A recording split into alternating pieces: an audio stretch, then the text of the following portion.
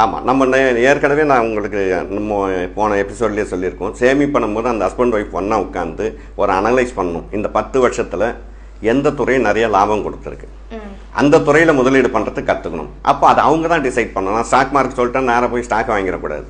அப்போ நான் ஸ்டாக் வாங்குன்னு சொல்கிறேன்னா அதுக்கு உண்டான நாலேஜை அவங்க டெவலப் பண்ணிக்கிட்டு வாங்கணும். எங்கேயோ ஒரு ஹையில் போய் வாங்கிட்டு கண்டிப்பாக அது இறங்கிடுச்சின்னு சொன்னால் இவங்க தான் சொன்னாங்க வாங்கிட்டேன்னு சொல்ல முடியாது. அப்போ அவங்க அதுக்கு உண்டான அந்த படிப்பையும் அந்த அறிவையும் அவங்க கொஞ்சம் வளர்த்துக்கணும். அதே மாதிரி 10 வருடங்களாக நமக்கு ஒரு துறை பெரிய லாபத்தை கொடுத்துருக்குன்னா கண்டிப்பாக அது மேலே தான் போதும். இப்போ நிறைய பேர் எங்கிட்டே கேட்பாங்க, நான் ஸ்டாக்கில் என்ன சார் வாங்கலாம் அப்படின்ட்டு. நான் என்ன சொல்கிறேன், ரொம்ப சிம்பிள், கஷ்டப்படவே வேண்டாம். இன்னும் 10 வருஷம் கழிச்சு நமக்கு எதெல்லாம் அதிகமாக தேவைப்பட போதோ அந்த செக்டாரில் இன்வெஸ்ட் பண்ணுங்க.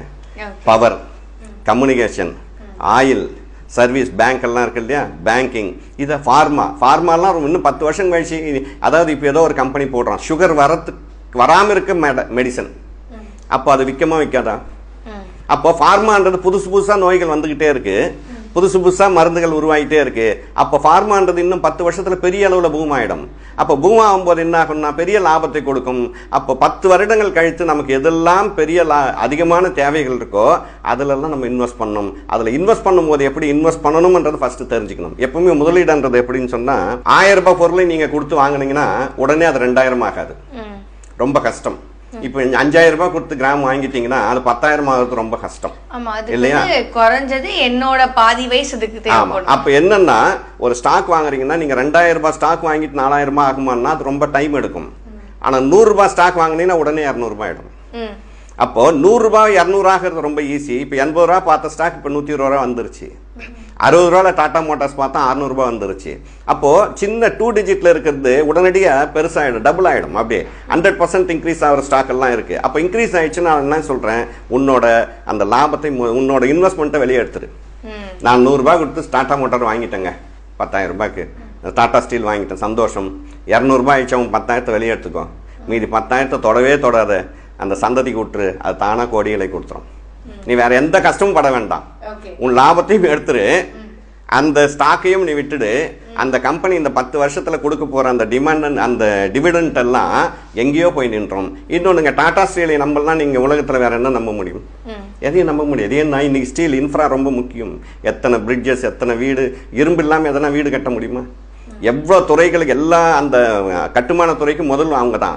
அப்போ டாட்டான்றது ஒரு நேமில் இருக்குது. நான் சொல்கிறது ஒரு பிராண்டட். நம்ம ஏமாந்து ஏதோ 3வது பேர் தெரியாத கம்பெனிலாம் இன்வெஸ்ட் பண்ணாதீங்க. உங்களுக்கு அந்த கம்பெனியை பற்றி தெரியணும். இன்றைக்கி ஒரு பேங்க்கை பற்றி நீங்கள் இன்வெஸ்ட் பண்ண போகிறீங்கன்னா எந்த பக்கம் போனாலும் அந்த பேங்க் நேமை நீங்கள் பார்க்குறீங்க.